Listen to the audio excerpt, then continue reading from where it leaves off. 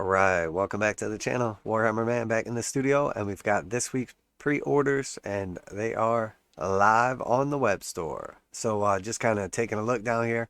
Shouldn't be any big surprises. I think the only thing that had limited quantity was the book. So we'll check that out in a minute here. So we have the Lord of the Rings Battle of Osgiliath, the new box set. 210 for that one. Includes everything you need to play, terrain, and 2 armies. We've got the Final Fate of the Witch King, sort of like little display piece, $60 for that. Elrond, the Master of Rivendell, 3 iterations of him for $45. And then we've got the Battle Hosts here. So I was curious about these. Priced, I would say pretty good. Battle Host, Minas Tirith, $85. Mordor, $85 as well. Some people kind of chimed in the comments that they needed to be priced under $100 or they really weren't a deal. So that makes sense. Put them at 85. That seems like a nice box set, honestly. I think for like a start collecting or a nice like army to get started with, pricing it at or below $100 is crucial because people can make that purchase a lot easier. Once it starts getting over 100, especially closer to 200, then you really like start thinking about it a little more. Something like this, much more of an impulse, I would say, something like that. So I think those are pretty nice prices. I think there was 4 of those box sets, so I'm curious where the other 2 are. We'll see if they're further down. Ruins of Middle-earth. So this is a pretty nice little starter train set for $45. I like that it's got the cool little statues. It's definitely a nice piece, the little corner section there. Really nice, $45 with scatter train and everything. Again, I think that's a pretty good price right there. So, and then if you compare that to how much terrain comes in the big set, the big set has probably the equivalent of like 2 of these. Has like a little more like platform elevation, little less of like the scatter stuff. But I mean, count that as about $90 worth of terrain right there. And then we have our 2 dice set. Both these sets of dice look pretty good. I like the visibility. They are the sharp edges, but $18. You know how I feel about GW prices on dices. The Deimos Predator Battle Tank, $65 for that. So if you like that particular style, that is the Predator for you.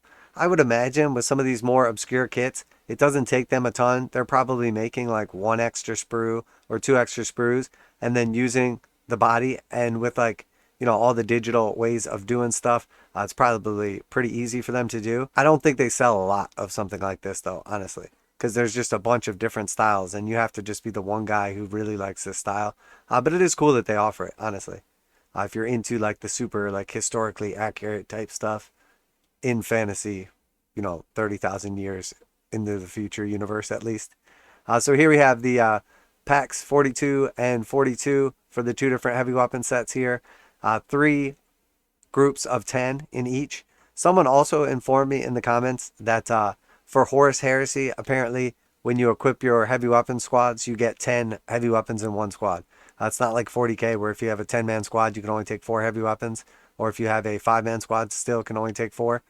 So that definitely makes more sense why they would put them in 10 packs.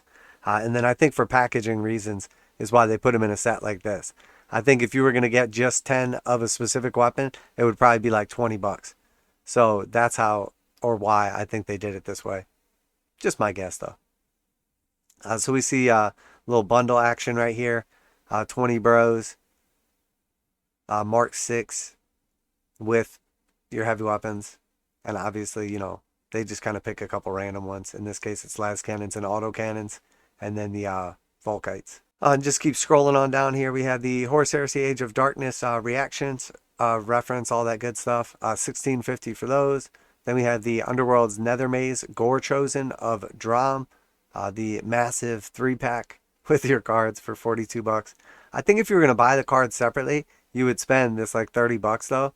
So if you were going to buy the cards, it probably makes sense to just get the warband for like $13 more. I'm not 100% sure of that, but it appears to be the same cards. I don't know. I could look into it further, or somebody could just let me know in the comments. You guys are real good at that. So we have the data cards for the Chaos Chosen.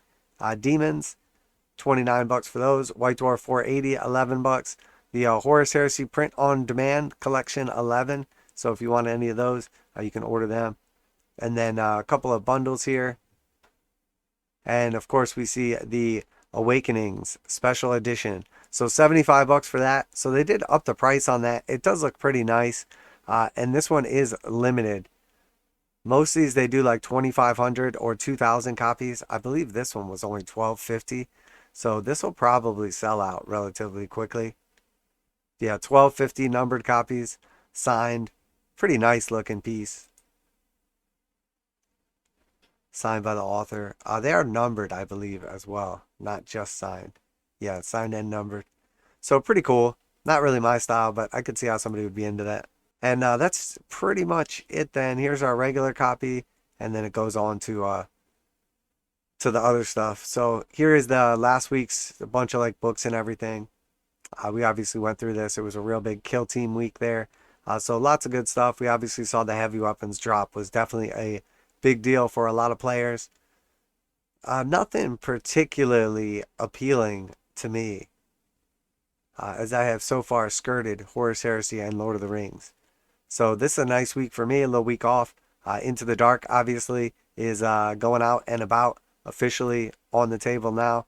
So we will definitely be seeing a bunch of videos related to that hobby stuff as well. Definitely exciting to jump into the new iteration of Kill Team. I'm looking forward to how it plays differently and the differences. I am curious why the other two didn't make the cut here. There should be 2 more battle hosts available here, so I'm not sure why these are missing. That is definitely really curious. I wonder if it is something just technical on Games Workshop's web store for right now, and they're going to pop up later, or I wonder if there is an issue with it. Because they specifically said on this one, if you ordered it ahead of time, it would be a bit anyway, but they could guarantee it before Christmas. Advanced pre-orders placed between Saturday the 10th of September and 8 a.m. BST on Monday the 26th of September will be delivered before Christmas. So that's any time between Saturday the 10th and the 26th. So that's basically a 3-month pre-order period. They're saying before that. So it could show up in a month. Maybe it takes 3 months, depending on how many there are. And it is not restricted either. Wow, that's crazy. So they're not even restricting it. So I'm assuming they're not expecting some massive, crazy amount of demand, which makes sense at 210 bucks. Now, arguably, with 100 bucks worth of terrain in there, counting this as 45, so that's about double it. 100 bucks worth of terrain, and then you're getting, like about 170 bucks worth of guys. I know they're not the same ones, but, and then on top of that, the rule book, the regular book, the tokens. It looks like it's a decent deal. I was also a little surprised when I went through and checked the prices on just some of the individual or regular units of 10 and 12 guys. I was surprised to see units of 10 or 12. I think it was 12 orcs and it was 60 bucks. So that's 40K prices basically. 12 orcs, 60 bucks. I mean, compared to the 85 for these bundles, these look like actually a pretty good thing for the game. Now, I'm not sure if it changes the game. I don't know if it gets a bunch of new players, but it's cool. It looks like you get some cavalry with both of them, quite a few troopers, and then a couple of what I was told are new characters. I'm not sure exactly which ones, but people told me essentially that these are previous bundles of guys, and then there's a couple new characters thrown in there as well. So it seems like they're going with the Age of Sigmar / Warhammer 40K route of, paywall a couple main characters behind a large box or something similar to that. Nothing surprising or anything by that. That is their kind of typical go-to. I am really surprised to see, though, that a couple of the battle hosts didn't make it. They have the Minas Tirith and the Mordor. All right, so they had the Minas Tirith and the Mordor, but the Rohan Battlehost did not make it, and they did have the Mordor. They didn't have the Isengard. So for whatever reason, Rohan and Isengard did not make the cut.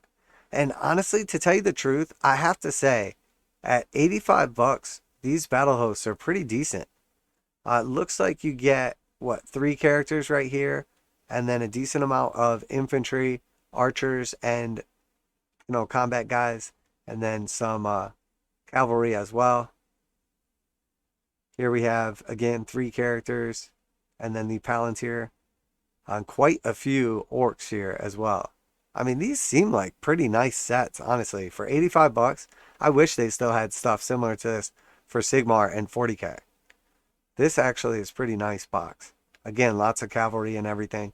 So, I really got to say, 85 bucks for these is pretty nice. I'm not sure why the other two are missing. I'm assuming they will show up later. I am curious if there's anything about delivery on these. Pre-order product that will be delivered from 9/17/2022. 9/17. And you know what? In the article, I believe they did mention something about some delays.